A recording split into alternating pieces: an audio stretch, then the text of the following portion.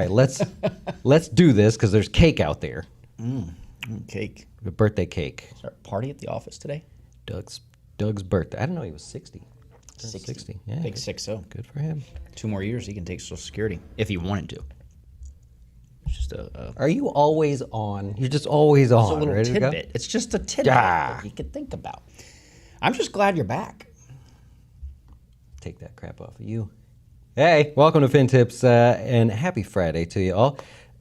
We've got Eric here today, which maybe we'll put him on camera at some point, but we are going to be talking about the inevitable. You will retire and the markets will fall at the same time. It's guaranteed. It just has to happen that way.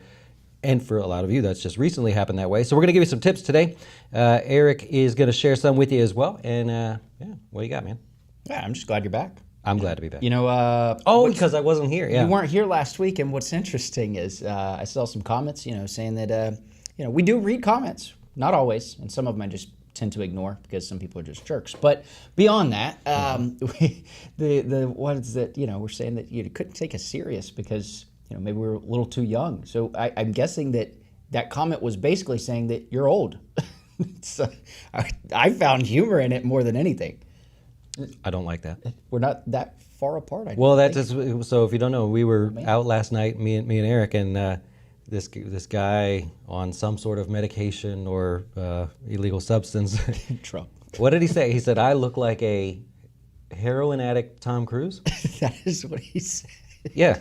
So take that, swamp rat. He beat you on that, right? He had a good one. He's like, "You look like Tom Cruise, but if he was a heroin addict." And yeah, that was rough. Okay. It was rough. That's a tough one. Anyways, let's dive into it here. Yes, yeah. Glad you're back. Do you find that, because I notice this often, clients will retire and inevitably those next couple of days they start drifting lower. Have you come across that at all? Yeah, absolutely. It seems that people retire, and it just so happens that every time somebody retires, like 3 days later, the market starts to drop. It's like the inevitable. It's going to happen. That's like when you sell a stock, right? You're like, oh, I got to 60, I made my profit. You get out, it goes higher. It always goes higher. It's like, darn it, man, I should have just held it. But it's part of it, right? So we know we have to accept that. We know that we have to, when we put a plan together for clients here, we know we have to plan for that volatility. The market's gonna fall at some point, and then again, and then again, and again. It's just, you're gonna live that long, hopefully. And so we want to give you some tips today on what do you do if you retire and the market falls, aside from the emotional stuff, because you're going to be a little bit worried about it. And would you like to go first, sir? Sure. Why not? All right. So yeah, I've built out a chart here. It's a little bit. I went back. If you're looking here, it goes 2018. So you do have to take into consideration in 2020, which was a kind of a fluke in itself with the markets, with the drop. And then now what we're in today would skew these numbers, but we don't really have everything specific because we're not totally out of the water yet. Yep. So looking at this right this second, if we look from 1949 to 2019, so what people have to realize is the market is going to drop as often as 44 days is the average length here. So it's 2.8 times per year the market's going to fall 5% or more. Mm-hmm. So round up and just call it 3 times a year you see a 5% drop. 3 times or more a year, yeah. So then you've got right here negative 10% or more almost one time a year. 0.9. Yeah. So that right there, and how long does that last? So that's what I was getting at. I was looking at getting thrown off here, but 114 days. 114 days is the time that's going to last. So you can't expect to, if you got $1 million and your money goes down 10%, you got 900,000. It's not going to be back up to $1 million in a day. It could be up to 114 days is the average length to get that recovered there. Well, and now looking at the history, right? It's a guarantee.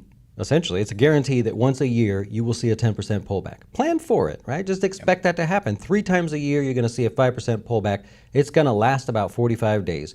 So now normally people who are of a more mature market participant, you've been through it. You're like, I don't care, 5%, that's whatever. 10% is fine. Going further into that chart that he's showing, now it gets a little bit more interesting because you tend to have a 20% pullback once every 7 years, just about. And those last a lot longer. So 20% pullbacks can last over a year before you inevitably, recover. So that gets a little bit more stressful. So the point of Oh, that was your point. You shared the point. I'm sorry. I got excited. I love stats, man. The point is it's going to happen. It is bound to happen. And the thing about it is, though, is what you were mentioning is people, sometimes more seasoned investors, people that are have tracked their accounts. Still, though, there is always that when you retire, it's different. It's different now because now you're retired. Because when you were working and you had $1 million in a 401k balance, and you were like, hey, you know what? I'm going to retire in 5 years, whatever the case is. Everything's okay. Well, you cheer it on too. But markets fall, you're like, yes, let's get some more money in cheaper. But now then the idea is, well, I'm not putting any more money in. Now I have to take money out and my money's going down. What do I do? It's that moment. And so it's just realizing that it happens a lot more common than oftentimes thought about. Yep. And when it does, we just truly have to plan for it. That is the biggest thing. You have to plan for this stuff and realize it is going to happen. Safe money in the safe bucket, however you want to do it, right? You got your buckets, and people break them up by years sometimes. Sometimes people break them up by dollar amounts. But in either way, you should be planning for that ahead of time. And that's not to say like you're bad. Yeah, you shouldn't, you got to plan ahead. But think about that now, right? Think about the next time the market falls, because you now know, seeing those stats, it's going to fall again to some degree. It's going to fall again. It's going to fall again. Let's make it where you're prepared for it this time. And just to really put emphasis on this, so if we're looking at every 7 years, roughly every 7 years, the market's going to fall 20% or more. You retire, let's say at 60 years old, you live to be 95, what's that, 5 times? Yeah. 5 times that you could see during retirement a 20% or more drop on average. So it's just noting that middle note that this is going to happen, and not just a little bit. It's going to be a big drop again at some point. And those are the people, you ever see the people that they sort of joke at the kids and are like, you guys are worried about the markets falling. That's how you know those people have that plan together, right? Because if they didn't, they would be quiet. You'd be nervous too, but yep. I love watching that. Anyways, I want to share one thing here with you. We'll just go over and look at a different way to look at the performance, right? So this is the S&P 500. We're going back into the 50s. So for the bottom of the screen, you can see we're going back into the 50s there. And we're just basically showing every time the market hit a high, call that 0. And then every pullback, measure that pullback so we can see the pullbacks off of highs. Some worse than others. Over the long span, you can see the average is 9.64%. Currently, the market's pulled back 11%, at least as now when we're recording this. And so that is an above average drop, obviously. There's a handful of them that are going to be related to the dot-com bust in 2008 and COVID, and then back in the 70s as well. And that's okay, right? So that's going to happen. But when you look at that and say 10% is about the average, well, now the last thing that Eric just shared with you also makes sense as well. So what my kind of point here is, look at the average and break it into 2, right? So up here, this is where we're hanging out. We're making sure we're set up the right way. We have the right investments. Everything is fine. There's not much we're going to do. We're withdrawing because we're retired. Below the average line, that's your action area, right? So anything that falls more than average, that's where you're thinking, all right, hopefully I have everything straight. Everything's good to go. But also, is this an opportunity to do conversions? Is this an opportunity to look at the new tax laws and see if there's any adjustments that could be made there, any advantage to maybe RMDs go to charity, as Eric had mentioned a couple days ago. That's the action time. So if you want to save this chart and just look at it, anytime we fall more than average, it's not time to freak out. We should have everything in place. It's time to start taking some action there and get something done. No, I love it. I completely agree, and I think another thing to add in on that is something that to really look at, because is Social Security. If you're tight on your income that you need or you're tight on the amount that you've actually saved and the net worth that you have there, it may benefit you to go ahead and take the Social Security now so that you can have the assets to live on later. It all depends. This is not a one size fits all, and that's where I actually Googled it and I was like, when's the best time to take Social Security? And it was saying that over 25%, I think it's gobankingrate.com, somebody said that, over 25% of people take Social Security at 62. And that in itself, I think is just shows me that probably over 25% of people don't have a plan in place, because most of the time that's not the best case. But then I saw others that were saying the best time to take it is 70. And honestly, that's not always the best case either. That's the one that will pay out the most if you live to be past your early 80s, but it's not always the best. And so I think that just comes into play as well. Market downturn, take a look at the plan. And with us, we tell people just, hey, schedule a call. Let's take a look at Nest Egg. That's what we've got, and we can really dive into this and see if this has changed it. So it's going to be better case for you to take Social Security earlier or continue to delay it or whatever needs to be done. Well, and just to kind of wrap up my part, it is tough to make videos to teach something and hopefully get you thinking about something without alienating so many people. Because, for example, I had a client just today, literally.